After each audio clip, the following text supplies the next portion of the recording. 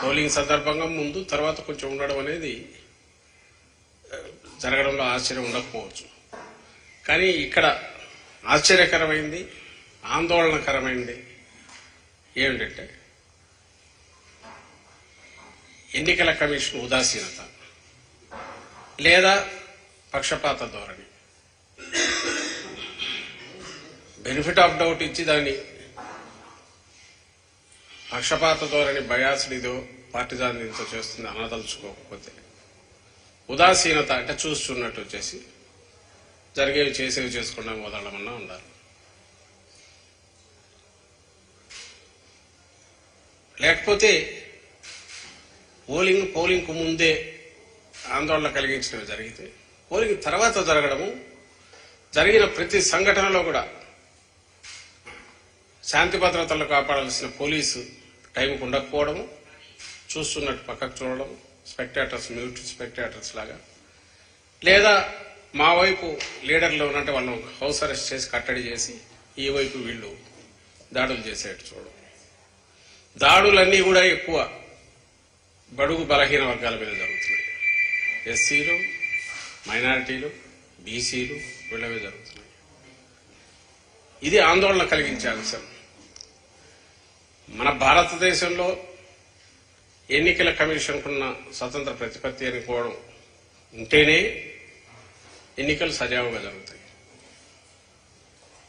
కేవలం ఉందని చెప్పి అదేదో మేడిపండులాగా పెట్టుకొని ఆ ముసుగులో ఉదాసీనంగా వ్యవహరించిన లేదా ఒక పక్షం వైపు తీసుకున్న పరిస్థితి ఎంత ఆందోళనకరంగా ఉంటుందంటే ఇప్పుడు ఆంధ్రప్రదేశ్లో జరుగుతున్నది చూస్తే అర్థమవుతుంది. అధికారంలో ఉన్న పార్టీ ఏదైనా సరే సహజంగా అంటే ఈవెన్ ప్లే గ్రౌండ్ ఇవ్వడానికి అప్పుడు ఎన్నికలు జరిగేసరికి ప్రతిపక్షానికి సమాన అవకాశాలు ఉండాలి అధికార పక్షంలాగే. ఎన్నికలు అనేవి ప్రజలు నిర్ణయించేవేటి కాబట్టి ప్రజల ముందు వాళ్ళ వాదన వినిపించుకోవడానికని, ప్రజలకు సంబంధించిన ఏం చేస్తున్నామో చెప్పడానికని, అలాగే బలం ఉంది కదా అని అది అధికార బలం ఒకటి వాడకుండా ఉండడానికే ఎన్నికల షెడ్యూల్ అనౌన్స్ చేసినప్పటి దగ్గర నుంచి కూడా సహజంగానే ఈ అధికార యంత్రాంగం, ప్రభుత్వ యంత్రాంగం మొత్తం అంతా కూడా ఎంటైర్ గవర్నమెంటల్ ఇదంతా ఎలక్షన్ కమిషన్ పర్వ్యూలోకి వెళ్తుంది, వాళ్ళ ఆదేశాల ప్రకారం నడుస్తుంది. ఇది అందరికి తెలిసింది. అది మంచి ఇది. దీన్ని మా పార్టీ వైఎస్ఆర్ కాంగ్రెస్ పార్టీ ఎంత రెస్పెక్ట్ ఇస్తుంది అనేది ఈసారి అధికారంలో ఉన్నాక ఒక్కసారి ఎన్నికల కమిషన్ పరిధిలోకి వెళ్ళిన తర్వాత, షెడ్యూల్ వచ్చిన తర్వాత అందరూ గమనించారు. పొలిటికల్ సిస్టమ్ ఏదైతే ఉంటే ముఖ్యమంత్రి గారు కానీ మిగిలిన వాళ్ళు కానీ పూర్తిగా రొటీన్ కార్యక్రమాలు ఎక్కడైతే ఇంపాక్ట్ ఇన్ఫ్లుయెన్స్ చేసే అవకాశం ఉన్న చోట ఎక్కడ కూడా ప్రభావితం చూపేది ఎంతో ఎంటర్ కావట్లా. ముఖ్యమంత్రి గారు అయితే మరీ ముఖ్యంగా పూర్తి అడ్మినిస్ట్రేషన్ చీఫ్ సెక్రటరీ గారి లేదా ఆధ్వర్యంలో శాంతి భద్రతలకు సంబంధించి డీజీపీ గారు వాళ్ళు చూసుకుంటున్నారు. ఈయన వాటిలో ఎక్కడ ఇది పెట్టట్లా, అంతగా గౌరవిస్తున్నారు. అది అందరికీ తెలుసు. ఎక్కడ దాపరికం లేదు. టెక్నికల్ గా ఆయన అదేదైనా సిగ్నేచర్స్ ఉంటే చేస్తే చేసిన అవసరమైనవి అడ్మినిస్ట్రేషన్ రొటీన్ గా జరగడానికి, కానీ ఈ నిర్ణయాలు ఇవ్వట్లా, అధికార యంత్రాంగం మీద ఇన్ఫ్లుయెన్స్ చేసే ప్రయత్నం చేయట్లా. అది ఆయన నేచర్ కాదు. చేసినట్టు ఒక్క ఇన్సిడెంట్స్ కూడా ఇంతవరకు బయట అక్కడ రాలా. తెలుగుదేశం పార్టీ ఆరోపణలు అంటారా, వాళ్ళు చేస్తున్నవి అవన్నీ జరుగుతారనే మీడియా పరంగా మీరు చూసినా ఎక్కడ ఇంతవరకు కనపడలేదు. ఉంటే ఇప్పటికే ఆ పచ్చ మీడియాలోనే అది విజృంభించి రాసేవాళ్ళు.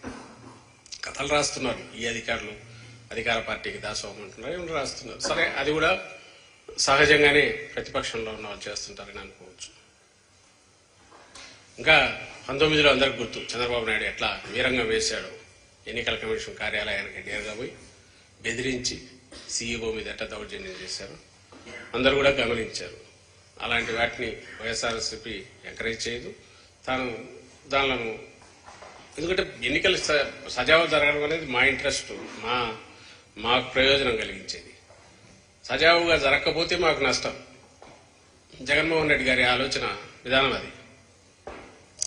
అందుకే నిన్న మీరు గమనిస్తే కూడా ఎక్కడికక్కడ పోలింగ్ డే రోజు రెచ్చగొట్టి, పోలింగ్ ముందు రోజు రాత్రి కానీ పోలింగ్ డే కానీ దీంట్లో టీడీపీ గూండాలు అరాచక శక్తులు వీళ్ళు ఎక్కడికెక్కడ దాడులకు తెగబడతాన్న పోలింగ్ స్టేషన్ల దగ్గర హింసకాండ క్రియేట్ చేసి పోలింగ్ సజావుగా జరగకుండా చూడాలని చూసిన మా వాళ్ళు మాత్రం సంయమనంతో ఉన్నారు. కారణం ఒకటే, జగన్మోహన్ రెడ్డి గారు పేద కుటుంబాలకు కానీ లేదా అడుగు వర్గాలకు సంబంధించి కానీ అండగా నిలబడడం, అందులో ముఖ్యంగా మహిళల పట్ల ఏది చేసినా మహిళలకే చేయడము.